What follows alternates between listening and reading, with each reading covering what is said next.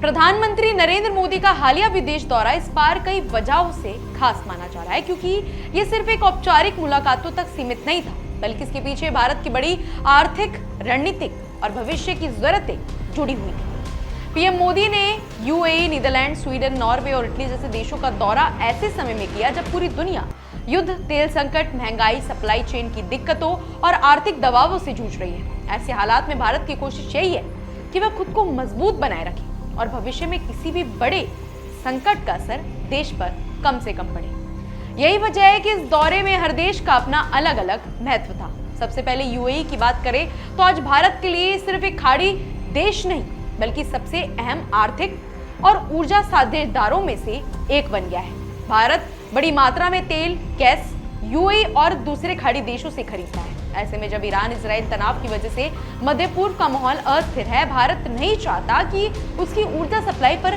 कोई असर पड़े। यही कारण है कि पीएम मोदी ने यूएई में निवेश, ऊर्जा, रक्षा, फूड सिक्योरिटी और डिजिटल पेमेंट जैसे कई मुद्दों पर बातचीत की। इसका फायदा आने वाले समय में भारत को स्थिर तेल सप्लाई, बेहतर व्यापार और नए निवेश के रूप में मिलने वाला है। इसके बाद पीएम मोदी नीदरलैंड्स पहुंचे, जहां सबसे ज्यादा फोकस सेमीकंडक्टर और हाईटेक टेक्नोलॉजी पर रहा। आज के दौर में मोबाइल, कार, लैपटॉप से लेकर रक्षा उपकरणों तक हर चीज में चिप्स की जरूरत होती है और दुनिया ने कोरोना के बाद महसूस किया है कि अगर चिप सप्लाई रुक जाए तो पूरी इंडस्ट्री रुक सकती है। भारत अब इस सेक्टर में आत्मनिर्भर बनना चाहता है और इसी दिशा में भारत की कंपनी टाटा इलेक्ट्रॉनिक्स और डच कंपनी एएसएमएल के बीच बड़ी साझेदारी हुई। इसका सीधा फायदा भारत में नई फैक्ट्रियों, रोजगार और टेक्नोलॉजी के रूप में देखने को मिल सकता है।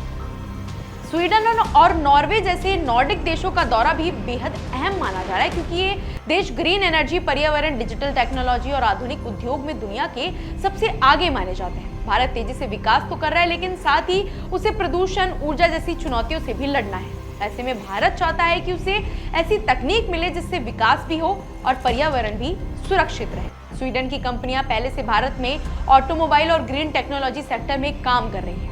वहीं नॉर्वे समुद्री व्यापार, क्लीन एनर्जी और ब्लू इकोनॉमी में काफी मजबूत माना जाता है। पीएम मोदी ने नॉर्डिक समिट में नॉर्वे, स्वीडन, फिनलैंड, डेनमार्क और आइसलैंड के नेताओं के साथ technology, space, artificial intelligence, green energy और आर्कटिक क्षेत्र में सहयोग बढ़ाने पर चर्चा की। अब सवाल ये भी है कि भारत को आर्कटिक में इतनी दिलचस्पी क्यों?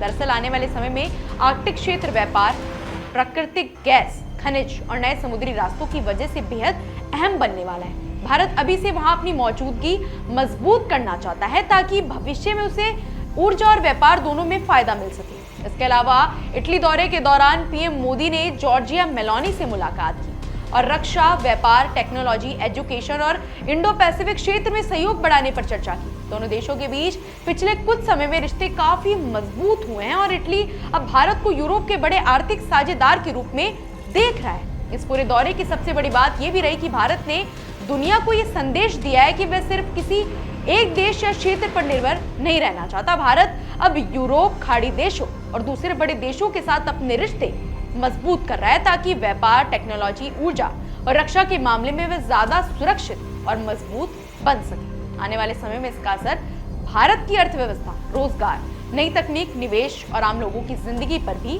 दिखाई दे सकता है। यही वजह है कि पीएम मोदी का ये दौरा सिर्फ राजनीतिक नहीं, बल्कि भारत के भविष्य की तैयारी के तौर पर देखा जा रहा है।